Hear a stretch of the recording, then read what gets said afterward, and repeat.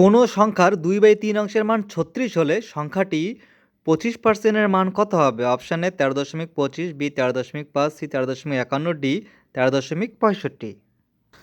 2/3 অংশের মান কত?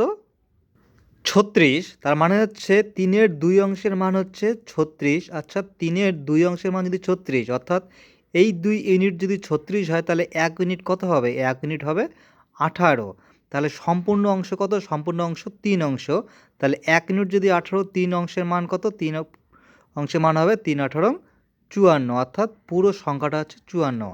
এবার এই 54 সংখ্যাটির 25%-এর মান কত হবে? 25% মানে কি? 1/4, অর্থাৎ কি 100-তে 100-তে কত? 25। 100-তে 25 হলে 54-তে কত? দেখো 4 25-এ 100। এবার এই 54-কে আমাদের ভাগ করতে হবে 4 দিয়ে। কত হবে দেখো? 4 13 52, পড়ে থাকবে 2, অর্থাৎ 4 5 20। এই 13.5 হবে উত্তর, অপশান এ। Option B 13.5।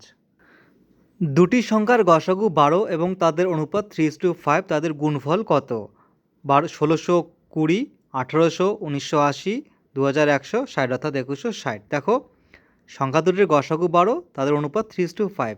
আচ্ছা, তাদের সংখ্যা দুটিকে যদি আমরা একটিকে 3x, অপরটিকে যদি 5x ধরি, তাহলে x হবে তাদের গসাগু, এবং x যদি গসাগু হয় তাহলে একটি সংখ্যা হবে কি 3 বারং 36, অপর সংখ্যাটি হবে 5 বারং 60, অর্থাৎ এই 60 এবং 36-এর গুণ করলেই আমাদের উত্তর বের হয়ে যাবে। দেখো 6 36-এ 216, পরে একটা শূন্য, অর্থাৎ 2160। অপশান ডি হবে উত্তর, 2160। কয়লার বাজার দাম 20% বৃদ্ধি পাওয়ায় একটি পরিবারের খরচ একই রাখতে কয়লার বরাদ্দ হ্রাস পায় কত পার্সেন্ট? অপশানে 40%, বি 23.1/3%, বি 20%, সি ডি 16.2/3%। আগে দাম ছিল, ধরো 100 কেজির দাম 100 টাকা, এখন এই 100 কেজির দামই হয়েছে 120 টাকা, কিন্তু আমাদের এই 120 টাকা নয়, আমাদের বরাদ্দ রয়েছে 100 টাকায়। তাহলে 100 টাকাতে যদি কিনতে চাই, তাহলে কতটা পরিমাণ কমাতে হবে? কনসেপ্ট দিয়ে করব। দেখো এখন 120 টাকায় যদি পাই 100 কেজি, তাহলে এখন 100 টাকায় পাবো কতটুকু?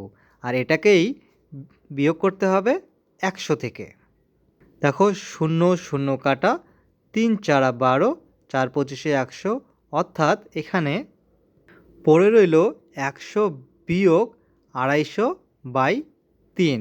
তার মানে যদি লসাগু করি 300 বিয়োগ 250, অর্থাৎ 50/3। আর 50/3 মানে কি?